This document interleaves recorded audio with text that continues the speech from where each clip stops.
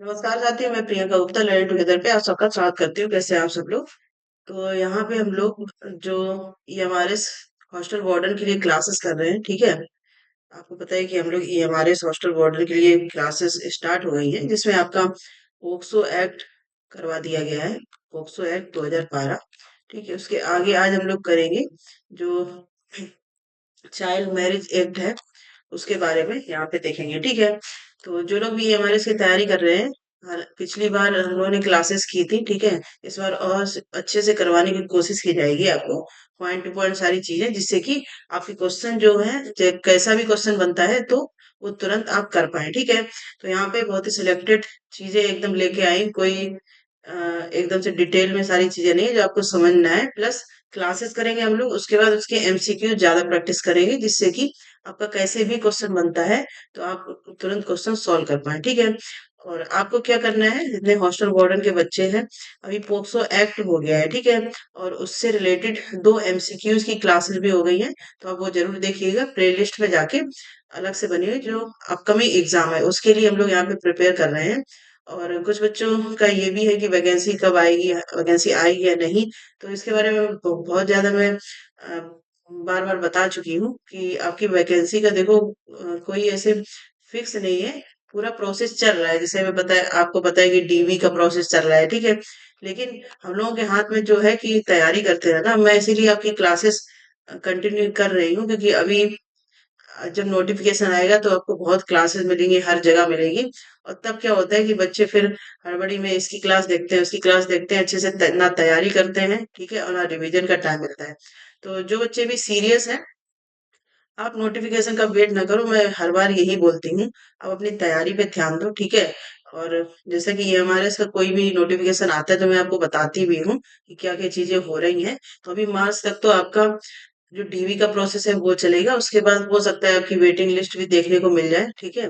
तो उन सब की चीजें हम लोग देखते रहेंगे, लेकिन हमारा काम जो है, अगर आप अभी से सोचो, एक एक चीज छोटी छोटी तैयार करते चलेंगे, ठीक है, सारे एक्ट तैयार कर लेंगे जितना भी आपका है, तो फिर जब भी नोटिफिकेशन आता है, जब सारे बच्चे क्लासेस देख रहे होंगे, सब चीजें दोबारा से पढ़ रहे होंगे, तब आपका रिवीजन का टाइम होगा, तो आपकी तैयारी ज्यादा अच्छे से हो सकती है।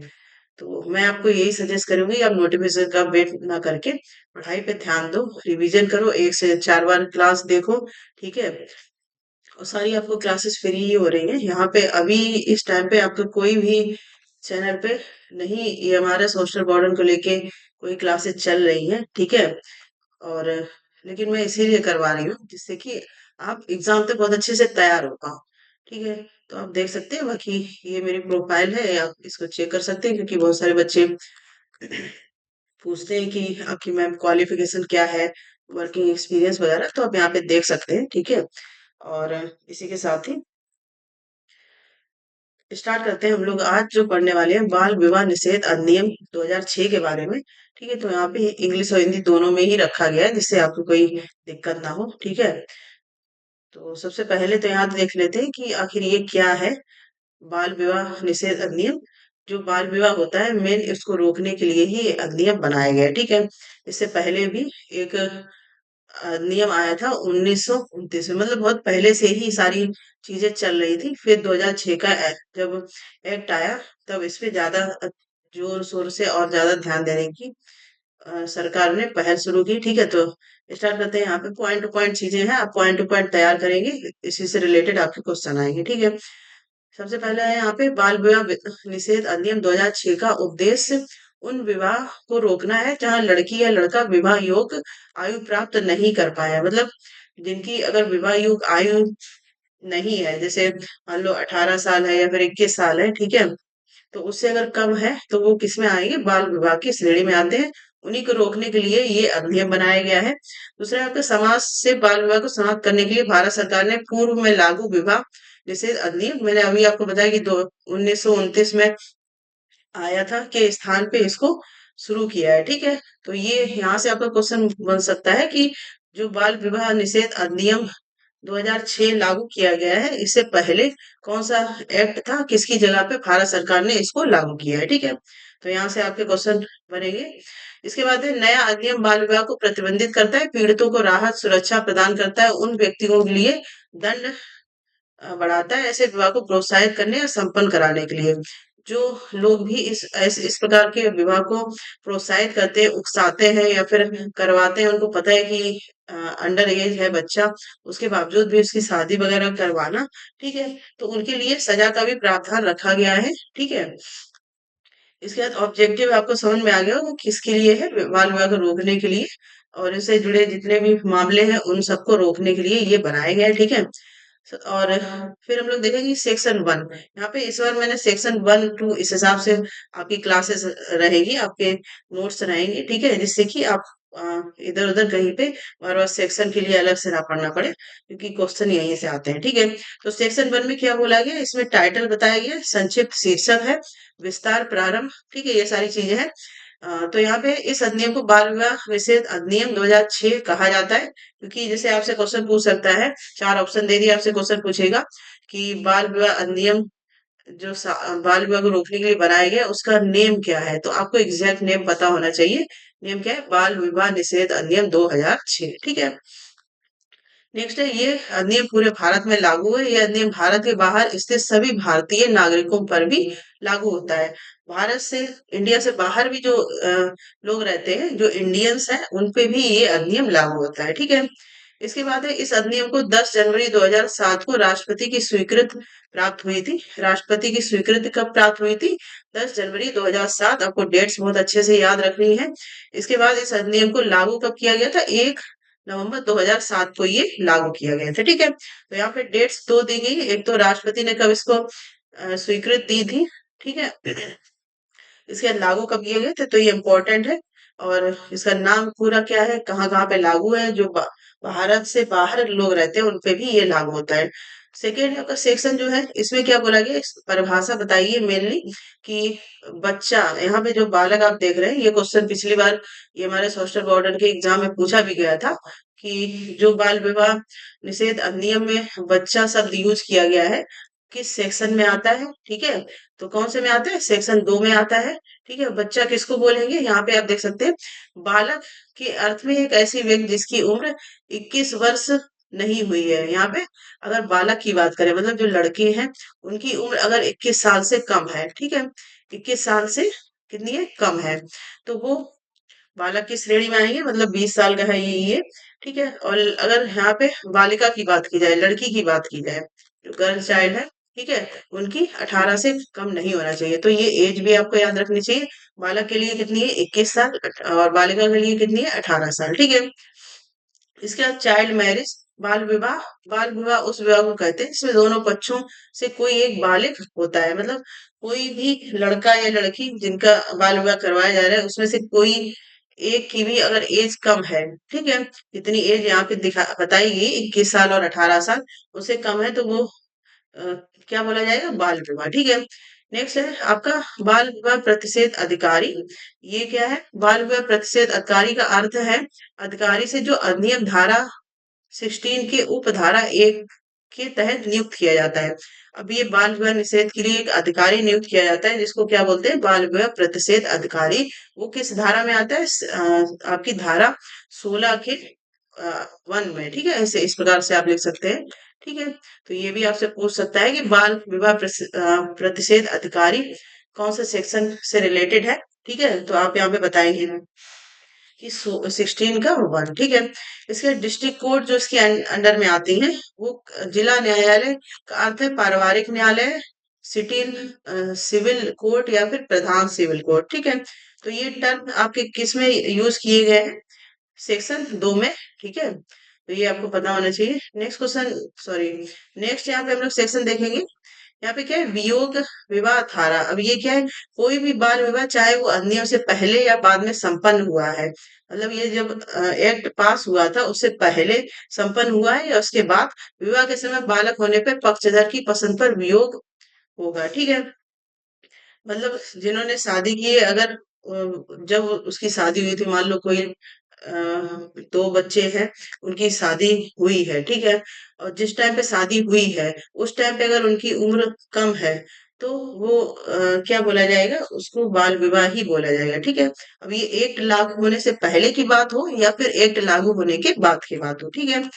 इसके बाद है यदि याचिकाकर्ता याचिका दायर करने के समय नाबालिग है तो याचिका उसके संरक्षक, न्याय मित्र या विवाह निषेध अधिकारी के माध्यम से दायर की जा सकती है। ठीक है, याचिका मतलब जो रिपोर्ट दर्ज की जाएगी, तो वो खुद वो कैंडिडेट रिपोर्ट दर्ज कर सकता है, या लड़का है या लड़की, इसकी शादी हुई है तब वो नाबालिग था, ठीक है, वो कर सकता है, या फिर उसको कोई मित्र है या फिर परिवार के कोई लोग हैं, ठीक है, या फिर यहाँ पे देखो ये विवाह निषेध अधिकारी जो है वो भी यहाँ पे रिपोर्ट कर सकता है। ठीक है, नेक्स्ट है याचिका किसी भी समय दायर की जा सकती है, लेकिन याचिका कर्ता लड़के लड़की की वैधता प्राप्त करने से 2 वर्ष पहले होनी चाहिए। मतलब जैसे मान लो किसी की शादी हुई है 16 साल में, ठीक है, मतलब लड़की है यहाँ पे कोई लड़की, ठीक है, तो वो रिपोर्ट दर्ज कर सकती है, वो कर सकती है, या फिर उसके परिवार का कोई सदस्य कर सकता है, या उसका कोई फ्रेंड कर सकता है, ठीक है, या फिर जो यहाँ पे बाल विवाह निषेध अधिकारी है वो कर सकते हैं। लेकिन कब? जब वो वयस्क होगा, मतलब मान लो लड़की है 18 साल की होगी, उससे 2 साल पहले तक वो रिपोर्ट दर्ज कर सकता है। ठीक है, इसके बाद है डिक्री पारित करते समय जिला न्यायालय विवाह के दोनों पक्षों और उनके माता पिता या अभिभावकों को विवाह के समय प्राप्त धन मूल्यवान वस्तुएं आभूषण और अन्य उपहारों के बराबर राशि लौटाने का निर्देश दिया जाएगा। मतलब जिस टाइम पे बाल विवाह किया गया है उस टाइम पे अगर लड़के के माता पिता या फिर जो लेन देन होता है ना, जो हम लोग दहेज बोलते हैं, ठीक है, वो हुआ है, कोई धन लिया है, आभूषण लिया है या फिर कोई उपहार लिया है, तो वो क्या है कि जब रिपोर्ट की जाएगी तो न्यायालय की तरफ से ये आदेश दिया जाएगा कि उसको ये सारी चीजें वापस करनी है। ठीक है, तो ये सारी चीजें किसमें आती है? आपकी सेक्शन 3 में। ठीक है, इसका नेक्स्ट है भरण पोषण और निवास का प्रावधान किसमें है? सेक्शन 4 में। इसमें बाल विवाह में महिला पक्ष को भरण पोषण और निवास का प्रदान किया जाएगा। इसमें किसको किया जाएगा? महिला पक्ष को। ठीक है, मतलब उसके रहने का खर्चा, खाने का खर्चा, मेंटेनेंस वगैरह ये सब। इसके बाद डिक्री प्रदान करते समय जिला न्यायालय बाल विवाह में पुरुष पक्ष को, और यदि पुरुष नाबालिग है तो उसके माता पिता या अभिभावक को, महिला पक्ष को पुनर्विवाह तक भरण पोषण और भत्ते का भुगतान करने का निर्देश देता है। इसके बाद प्राधिकरण अंतरिम या अंतिम आदेश पारित कर सकता है। अब यहाँ पे देखो क्या है, अगर मतलब बाल विवाह हुआ है, ठीक है, ये लड़का है, इसकी उम्र मान लो 19 साल है, क्योंकि 21 साल से कम होनी चाहिए, लड़की है 16 साल की, ठीक है, तो यहाँ पे क्या होगा, अगर ऐसे है दोनों मतलब नाबालिग हैं, ठीक है, तब उनके जो माता पिता है, मतलब लड़के के जो माता पिता है, वो जो भी भत्ता है, भत्ता मतलब लड़की के रहने का खर्चा, ठीक है, उसके भरण पोषण मेंटेनेंस का खर्चा, ठीक है, खाने पीने का खर्चा, वो कौन करेगा? लड़के के माता पिता करेंगे। अगर लड़का बालिग है और लड़की नाबालिग है, ठीक है, तो कौन करेगा? वो लड़का ही करेगा। ठीक है, तो यहाँ पे महिला पक्ष के लिए ये अलग से प्रावधान रखा गया है धारा 4 में। ठीक है, ये आदेश अर्थात भरण पोषण की राशि अदालत द्वारा बच्चे की जरूरतों, विवाह के दौरान बिताए गए जीवन शैली और भुगतान करने वाले पक्ष की आय के साधनों के अनुसार निर्धारित करेगा। ठीक है, तो मतलब जिस हिसाब से, मतलब जितनी मोटी पार्टी होगी उतना उससे पैसा लिया जाएगा। ठीक है, ये सरकार का आदेश होगा। ठीक है, तो ऐसे नियम बनाए गए तभी तो बाल विवाह को फिर रोका जा सकता है। ठीक है, इसके बाद अदालत भरण पोषण राशि का भुगतान मासिक या एक मुश्त करने का आदेश दे सकती है। ये मंथली भी आदेश मिल सकता है कि मंथली आपको भरण पोषण करना है, मतलब राशि देनी है, या फिर एक बार में ही सारे देने का प्रावधान किया जा सकता है। ठीक है, वो जो अदालत होगी वो आदेश देगी कि किस प्रकार से करना है। यदि धारा 3 के तहत याचिका दायर करने वाला पक्ष एक महिला है, मतलब धारा 3 में हम लोगों ने पढ़ा था ना, उसके हिसाब से महिला अगर कोई रिपोर्ट करती है तो अदालत उसके पुनर्विवाह तक उसके निवास के लिए भी एक उपयुक्त आदेश पारित कर सकती है। ठीक है, और ये कब तक पैसा देना होगा? जब तक वो लड़की बालिग नहीं हो जाती तब तक उसको पैसा देना होगा, और जब तक उसका पुनर्विवाह नहीं हो जाता, मतलब दोबारा से बालिग होने के बाद फिर से विवाह नहीं हो जाता। ठीक है, तो ये इस प्रकार से धारा 4 की बातें हैं। यहाँ पे धारा 5 की हम लोग देख लेते हैं। यहाँ पे क्या है कि बाल विवाह से जन्मे बच्चों का भरण पोषण, ठीक है। अब यहाँ से जैसे बाल विवाह हुआ है, उस टाइम पे बच्चे हुए हैं जिनकी भी शादी है उनके, ठीक है, तो उनका भरण पोषण कौन करेगा? बाल विवाह से जन्मे बच्चे होते हैं, वहां अदालत ऐसे बच्चों की अवरक्षा के लिए उचित आदेश पारित करेगी। इस धारा के तहत बच्चे की अवरक्षा के लिए आदेश पारित करते समय अदालत को बच्चे के कल्याण और सर्वोत्तम हित का पूरा ध्यान रखना होगा। मतलब इन सब चीजों का बच्चे पे कोई असर नहीं होना चाहिए, इसलिए अदालत ने इसके लिए भी अलग से प्रावधान बनाए हुए हैं। और ये किसमें आता है? सेक्शन 5 में, ठीक है। अदालत बच्चे के उचित भरण पोषण और मुलाकात के आदेश पारित कर सकती है, ठीक है। अदालत विवाह के पक्षों या उनके माता पिता या अभिभावकों को ऐसे बच्चों जो बाल विवाह का शिकार हुए हैं के भरण पोषण के लिए व्यवस्था करने का उपयोग आदेश कर सकती है, ठीक है। मतलब अगर जो अदालत विवाह पक्षों, मतलब जिन्होंने विवाह किया है, वो भरण पोषण कर सकते हैं अगर बालिग हो गए हैं, ठीक है। और या फिर उनके माता पिता उस बच्चे का भरण पोषण करेंगे, ठीक है। मतलब पढ़ाई लिखाई से लेके रहना खाना पीना सब कुछ बच्चों का किया जाएगा। तो इसके बाद है आपके सेक्शन 6। यहाँ पे बाल विवाह से जन्मे बच्चे की वैधता। यहाँ से क्या मतलब है? जो बाल विवाह के से जन्मे बच्चे, मतलब बाल विवाह के टाइम जो बच्चे ने जन्म लिया है, उसको उसकी वैधता क्या है? भले ही बाल विवाह को अमान घोषित कर दिया है, मतलब बाल विवाह निरस्त कर दिया जाए, उसको बाद में अमान घोषित कर दिया जाए, फिर भी उस विवाह से बच्चे की वैधता प्रभावित नहीं होगी, ऐसा बच्चा वैध माना जाएगा। वैध का मतलब क्या है? मैं आपको बिल्कुल शुद्ध भाषा में समझाती हूँ यहाँ पे। जिसे हम लोग बोलते हैं ना कि जायज और नाजायज, आपने फिल्मों में भी देखा होगा, ठीक है। नाजायज औलाद, जायज औलाद, इस प्रकार से वर्ड यूज करते हैं। हालांकि ये अच्छे शब्द नहीं होते हैं, लेकिन मैं आपको समझाने के लिए यहाँ पे बता रही हूँ, ठीक है। तो यहाँ पे जो बच्चा ऐसे जन्म लेगा तो उसको जायज ही बोला जाएगा, ठीक है। उसको नाजायज नहीं बोला जाएगा, ये चीज आपको यहाँ पे समझनी है। ये किसमें बताया गया है? धारा 6 में, ठीक है। नेक्स्ट क्वेश्चन है यहाँ पे, सॉरी बार बार मैं क्वेश्चन ज्यादा करवाती हूँ ना, इसलिए क्वेश्चन क्वेश्चन निकल रहे हैं। धारा 7 है आपकी आदेशों को संशोधित करने की जिला न्यायालय की शक्ति। यहाँ पे अदालत को याचिका लंबित रहने के दौरान याचिका के अंतिम निपटारे के बाद किसी भी समय आदेश को जोड़ने, संशोधित करने या रद्द करने की शक्ति होगी। उदाहरण के लिए देखभाल, निवास आदि से, मतलब जो जिला न्यायालय को जो शक्ति यहाँ पे पावर दी गई है, किसमें? सेक्शन 7 में। यहाँ पे वो कुछ भी संशोधन कर सकती है, ऐड कर सकती है या फिर हटा सकती है, तो ये उस पर पूरी डिपेंड करेगी, ठीक है। इसके बाद धारा आपकी सेक्शन 8 है बाल विवाह के दंड के लिए। यहाँ पे दंड का प्रावधान रखा गया है। कोई भी व्यक्ति जो बाल विवाह संपन्न कराता है, उसका निर्देशन करता है, उसे प्रोत्साहित करता है या फिर समर्थन करता है, उसे 2 वर्ष की कठोर कारावास की सजा और जुर्मानों को दंडित किया जाएगा, ठीक है। कोई भी व्यक्ति है जो अगर पाया गया कि जिसने बाल विवाह कराया है या फिर बाल विवाह करने के लिए उकसाया है, ठीक है, या किसी के कान भरे हैं कि बाल विवाह कर लो ऐसे, ठीक है, तो उनके लिए 2 साल के दंड है, ठीक है। इसके बाद जुर्माना भी लगाया जा सकता है। यदि अपराध करने वाला व्यक्ति माता पिता अभिभावक है तो अदालत इस बात पर विचार कर सकती है उन्होंने बाल विवाह को रोकने के लिए प्रयास किया है या नहीं, ठीक है। अगर मतलब माता पिता के द्वारा ही अपराध किया गया है तो इस पर विचार किया जाएगा, उसकी पूरी जांच परख की जाएगी, उसके बाद उस चीज को जैसे भी यहाँ पे दंड का प्रावधान रखा गया, ठीक है। इस अधिनियम के तहत प्रत्येक अपराध संज्ञेय और गैर जमानती होगा। मतलब इसके अंडर में जो भी अपराध होंगे उनकी कोई जमानत भी नहीं होगी, ठीक है। ये चीज आपको याद रखनी है।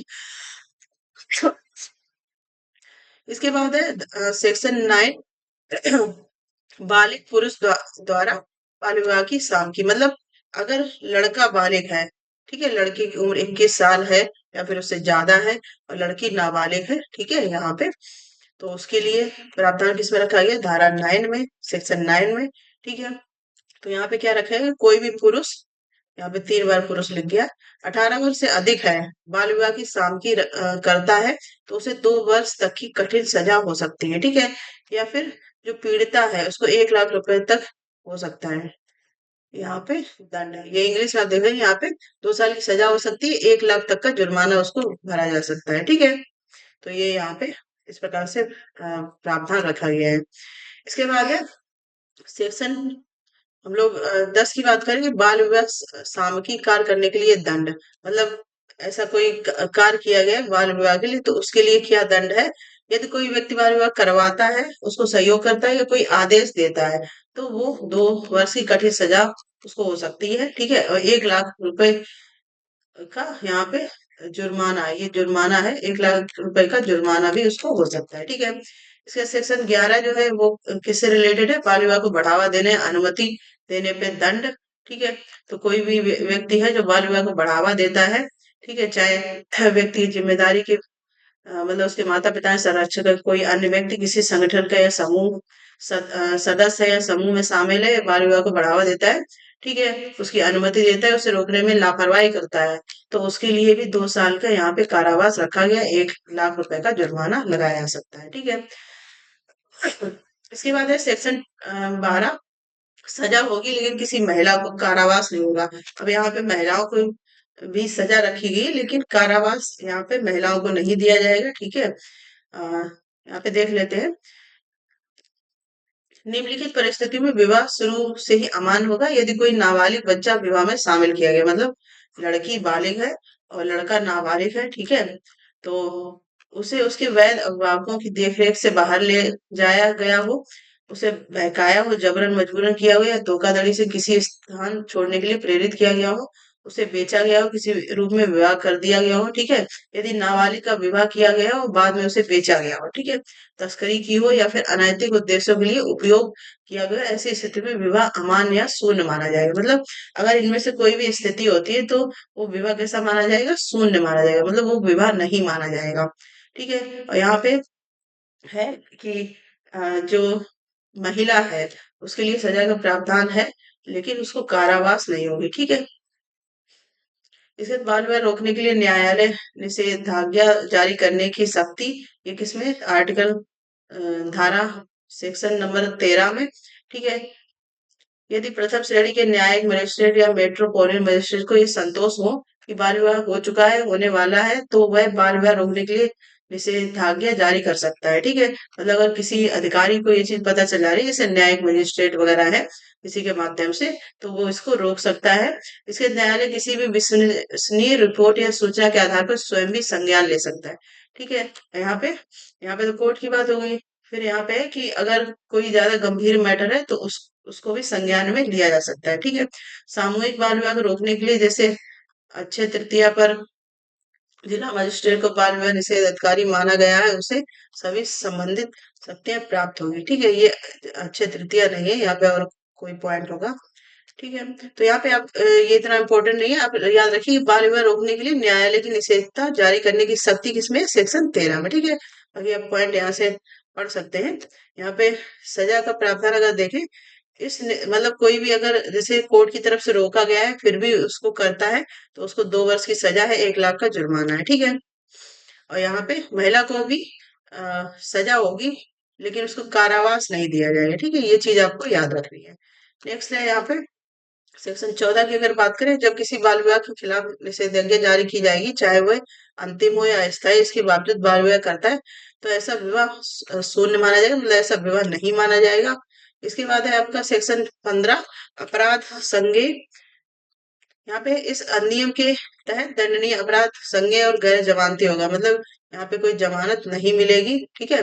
बाल विवाह निषेध अधिकारी और उनके कर्तव्य किस सेक्शन से जुड़े हुए हैं, 16 नंबर से जुड़े हुए हैं, ठीक है। तो यहाँ पे आप देख सकते हैं, इसके बारे में हम लोग पढ़ भी चुके हैं कि अधिकारी का क्या क्या रोल रहने वाला है, ठीक है।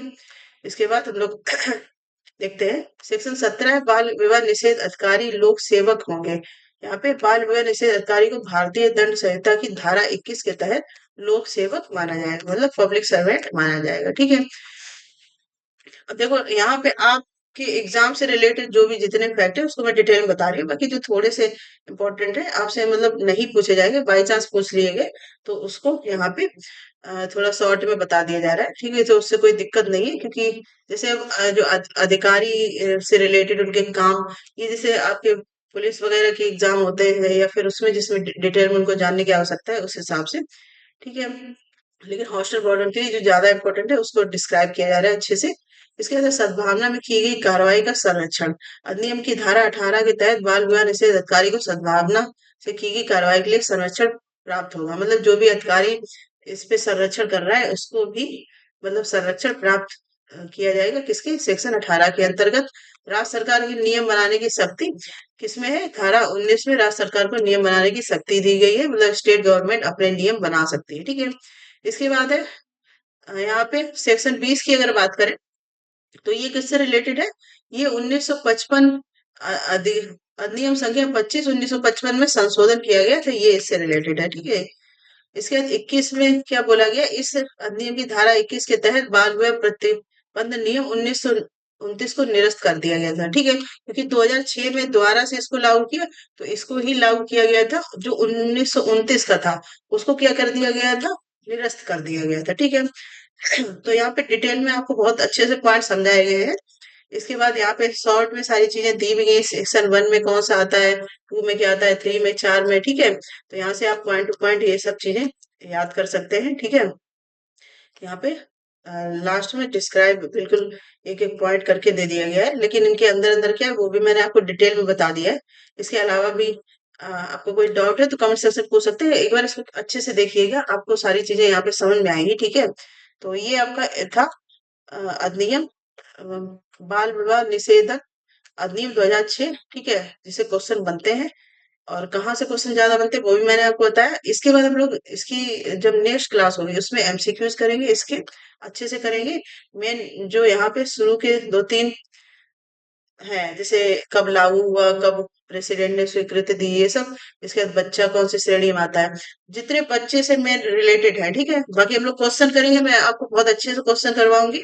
वहां पे भी हम लोग डिटेल में डिस्कस करेंगे। हम लोग कम क्वेश्चन करेंगे लेकिन उसको बहुत अच्छे से समझेंगे, जिससे कि आपको कैसे भी क्वेश्चन पूछे तो आप तुरंत उसका आंसर दे पाए। ठीक है। तो इम्पोर्टेंट क्लास थी ये हमारे सोशल वार्डन के लिए, क्योंकि ये हमारे सोशल वार्डन के बच्चों ने पिछली बार बहुत प्यार दिया था। इसलिए यहाँ से मैं अभी कर रही हूँ, क्योंकि बाई चांस कभी कभी मुझे भी टाइम अगर नहीं मिलता है तो आपकी कम से कम क्लासेस रुके ना। ठीक है। और यहाँ पे बहुत मेहनत की जा रही है आपके लिए कंटेंट ऑथेंटिक लाने के लिए। तो आप भी इसको ज्यादा ज्यादा शेयर करिएगा। ठीक है। और इसमें बताइए कि आपको कितना इसमें आता था। ठीक है। सारी चीजें आपको यहाँ पे सही से बताएगी। इसके अलावा इसको ज्यादा ज्यादा शेयर करिए, जिन्होंने सब्सक्राइब नहीं किया कर ली। और अगर आपको क्लासेस नहीं मिलती है तो आप प्ले लिस्ट में जाके जरूर चेक कर लें। ठीक है। प्ले लिस्ट में सारी आपकी क्लासेस यहाँ पे आपको मिल जाएंगी। ठीक है। तो ठीक है, यहाँ पे क्लास हम लोग खत्म करते हैं। ऐसे इस प्रकार से हम लोग करते रहेंगे, एमसीक्यूज करते रहेंगे, आपके जो भी प्रैक्टिस सेशन है वो भी होते रहेंगे। और बने रहिए, जुड़े रहिए लर्निंग टुगेदर से। और नोटिफिकेशन का वेट ना करके अपने एग्जाम की तैयारी करिए। धन्यवाद।